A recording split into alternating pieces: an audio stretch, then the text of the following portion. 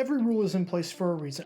Whenever you see a wacky rule in place, or something that doesn't seem to make a whole lot of sense, odds are it's because it happened before, and it's put in place so that it never happens again. Look at the tiebreaker scenario, for instance, when there are two teams tied within the division. If two teams have the same record, the first tiebreaker is head-to-head, followed by record within the division, followed by record against common opponents, and so on and so forth. Teams have gotten pretty deep into tiebreakers before. In 1997, for instance, the Pittsburgh Steelers won the AFC Central over the Jacksonville Jaguars on the 5th tiebreaker. But then some of the tiebreakers get kinda ridiculous. There are 11 of them, even though no tiebreaker has ever gone past 5. You go down to net points in common games, net points in all games, and net touchdowns in all games.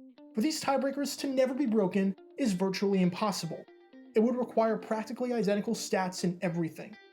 But if for some crazy reason, all 11 of these tiebreakers can't be broken, it requires the 12th one, a coin toss. Millions of dollars, and the fate of the entire season completely hinging on the flip of a coin. Obviously, the league doesn't want a situation where they have to flip a coin to determine who goes to the postseason. That just seems brutally unfair, and that's why all of those tiebreakers, however crazy they are, exist. And under this tiebreaker format, again, no team has ever come close to getting to a coin toss. The deepest I could find with the tiebreakers was the 5th one, and there are still 6 more after that, which are even harder than the first 5 to have end in a tie. But as I also mentioned earlier, every rule is in place for a reason. And if you're wondering why the league has so many tiebreakers, you guessed it. We came dangerously close to having the postseason decided by a coin flip. This is the story of the time that the NFL playoffs were nearly decided by the flip of a coin.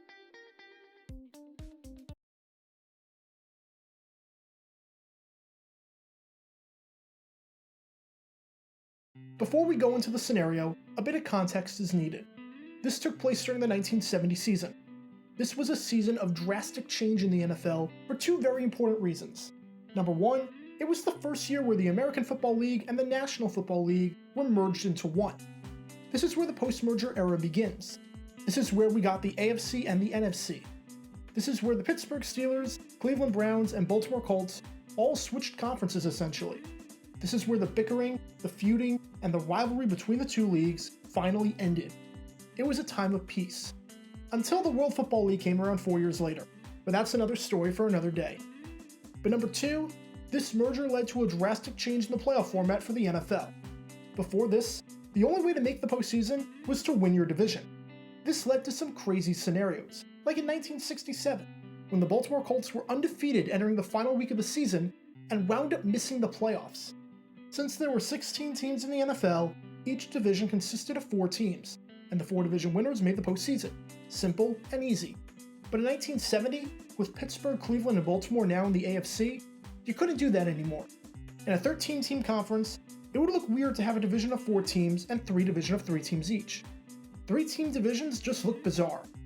And with the split the league went with, where the Eastern divisions in each conference had 5 teams, and the Central and Western divisions had 4 teams, you couldn't only have 6 teams in the postseason if you were just going to do division winners. In 1969, when combining the AFL and the NFL playoffs, 8 teams ended up making it to the postseason. To go down to 6 would be a loss in money and revenue. To keep the postseason at 8 teams, they had to implement the wild card. Whichever team had the best record that didn't win their division would make it to the postseason. For the NFL, this was the first time they ever had a wild card. There used to be games back before the merger where if 2 teams were tied for the division lead, they'd play each other for the right to go to the NFL championship. But that was the extent to which second-place teams played postseason games. The wild card was new, and in that first season, it caused a lot of problems. One of the things about only letting division winners into the postseason is that tiebreakers are super easy, since everyone's playing each other. But within your conference, you don't play the same teams. Everyone's got different schedules, which means some teams never play each other. Look at the Falcons in 2019, for example. Last season, within the NFC, Atlanta played each team in their division twice, the NFC West, Minnesota, and Philadelphia. That means that there were 6 teams within their own conference that they never played. There needs to be a way to break ties in the standings since not every team plays each other. Nowadays, this is no problem at all. But back in 1970, yeah, they didn't really think it through very well. In 1970, there were only 2 tiebreakers for a wildcard spot between 2 teams in different divisions. The first was head-to-head. and the second was record within your conference. After that, it came down to a coin flip.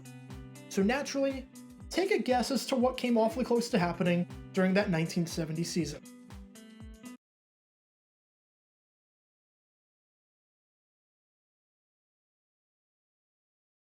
Through 13 weeks of the 14-week season, almost everything was up in the air. The Cowboys were sitting at 9-4 alongside the Giants, as both teams were fighting for the NFC East. And the Lions were sitting at 9-4 in the NFC Central, although they had no shot at winning the division, as the Minnesota Vikings were 11-2 and had already clinched the top spot. This means that the loser of the NFC East battle and the Lions were going to be competing for that final wildcard spot. In Week 14, the Giants had a home game against the Los Angeles Rams. The Cowboys had a home game against the Houston Oilers, and the Lions had a home game against the Green Bay Packers. If all three teams defended their home field and won, then all three of these teams would have a 10-4 record. And this was a pretty realistic scenario. Dallas was taking on a Houston team that was 3-9-1 and dead last in the AFC Central. Detroit was taking on a 6-7 Green Bay team that was reeling and had scored the second fewest points of any team in the conference. And the Giants were taking on a team with a worse record than them at 8-4-1, in a game where the Rams had to travel across the country and play at 1 o'clock Eastern. If all three of these teams won, then the Giants, Cowboys, and Lions would be at 10-4. New York and Dallas split the season series against each other, and the Giants went 6-2 in the NFC East, while the Cowboys went 5-3. This means that with the New York victory, the Giants would win the NFC East, putting the Cowboys in second place. This means that Dallas and Detroit, both sitting at 10-4, would be fighting for that final wildcard spot. The first tiebreaker is head-to-head record, but the Cowboys and the Lions never played each other, so this doesn't apply. The second tiebreaker is record within the conference, but the Cowboys and Lions would both be sitting at 7-4 in games played within the NFC. So in this relatively likely scenario, this means that a coin flip would determine the final wildcard spot. And to make matters even crazier, how would this coin flip be conducted? It wouldn't even be televised.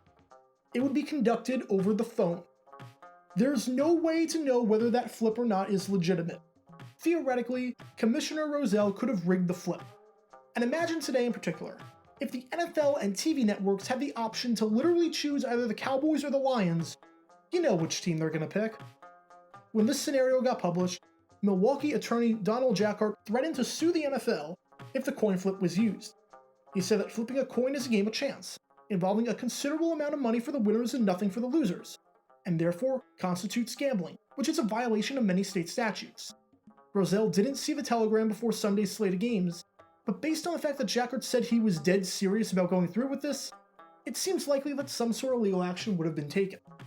So just to recap, if on December 20th, the Lions, Cowboys, and Giants all won their games, keeping in mind that all three of these teams were favored and were playing at home, then a coin flip would determine the final spot in the postseason. How did this turn out in the end?